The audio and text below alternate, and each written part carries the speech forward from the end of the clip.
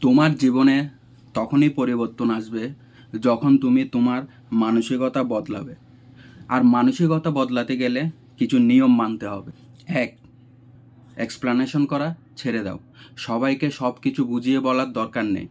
তুমি যে কাজটি করছো যদি তোমার কাছে সঠিক মনে হয় তাহলে করে যাও। অন্যের কাছে নিজেকে জাস্টিফাই করার কোনো প্রয়োজন নেই। দুই, এক্সপেকটেশন করা ছেড়ে দাও। অন্যের কাছ থেকে বেশি কিছু চাওয়ার আশা করো না। যত কম আশা করবে তুমি তত ভালো থাকবে। তিন, আঘাত পেলে সেখান থেকে হাসি মুখে বেরিয়ে এসো। কারো কথায় বা কাজে যদি আঘাত পাও তাহলে প্রতিশোধ নয়, বরং সেই পরিস্থিতি এড়িয়ে চলার চেষ্টা করো। সবসময় নিজেকে শান্ত রাখার চেষ্টা করো। চার, অপমানিত হলে গায়ে মাখবে না, কারণ কারো অপমানে তোমার মান একটুও কমে না, বরং এতে তাদের চারিত্রিক দুর্বলতা প্রকাশ পায়। নাম্বার 5, সময়ের উপর বিশ্বাস রাখো। কেউ যদি তোমার যোগ্যতা নিয়ে প্রশ্ন তোলে তাহলে প্রমাণ করার চেয়ে ভবিষ্যতের জন্য নিজেকে আরও উপযুক্তভাবে গড়ে তুলো। 6, ইগো নয়, সেলফ রেসপেক্ট বাড়াও।